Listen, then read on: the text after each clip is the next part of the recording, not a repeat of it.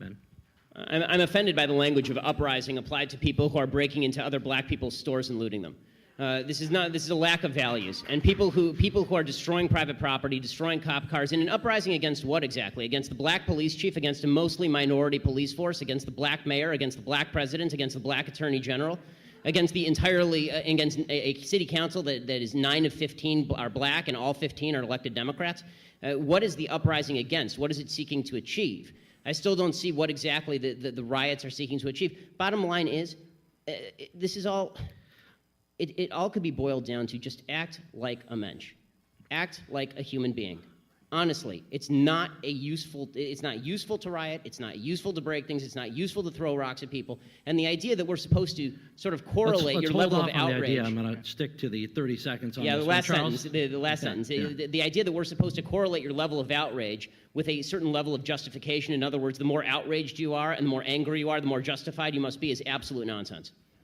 How can you argue that racism is not a driving factor in income inequality? Because it has nothing to do with race and everything to do with culture. And when you have a culture that doesn't, you know what? Explain to me. You explain to me why black kids aren't graduating high school. Explain that one to me.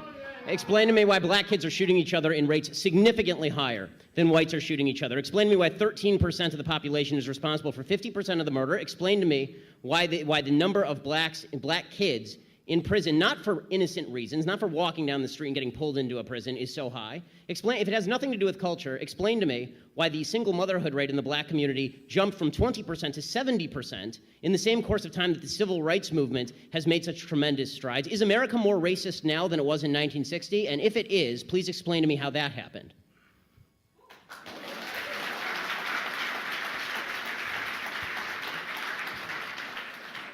Anybody can jump in. It's an open mic there.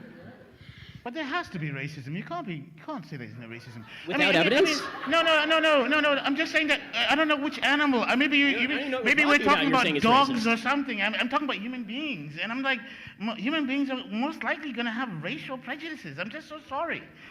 I'm just so sorry. I don't know. I come from planet Earth. Charles, I want to ask you a question. So your default is that when there is no evidence, racism is the deciding factor. That is no, it's not saying that.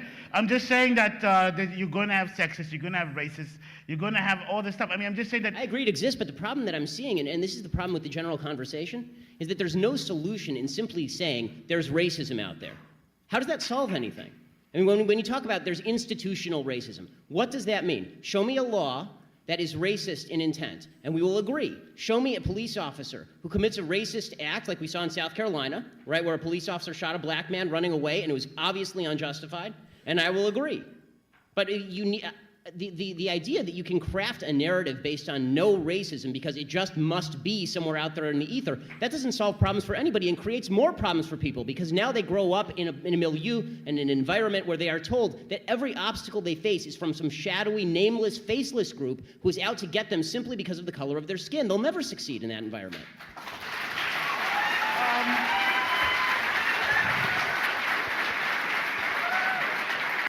On the Black Lives Matter idea, I want to find the people. I want to find the people alongside you who think Black lives don't matter.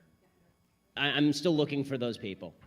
Really, the implication is, of course, that for a bunch of people out there, for some reason, they're fine with black people getting shot in the street for no reason. Hands up, don't shoot was based on a lie. That's problematic. The idea that there is a huge number of black young men who are being shot for no reason by police officers is not statistically true. It's just not statistically true. The fact is that according to statistical studies at John Jay College, if you're a white man in a similar confrontation with police, you have a better chance of being shot by police than if you are a young black man. More white men are shot by the police every year in the country than young black men are shot by police in the country. The idea that there is a spate, and there's an easy proof. We know all of their names. We know all of their names. When there are 30 million black men in America. Okay, when we know all of, President Obama said that we have a spate, it's a slow rolling crisis. Once every couple of weeks we have a case that's under dispute. So let's take his statistic. Okay, so let's say it's 26. Not one is too many, and we all agree. But is it really a slow rolling crisis with a broad trend across the nation when there are 30 million black people in the entire country? and 26 people are shot under disputed circumstances, and probably at least half of those, the cop is at least justified. In Michael Brown, he was justified.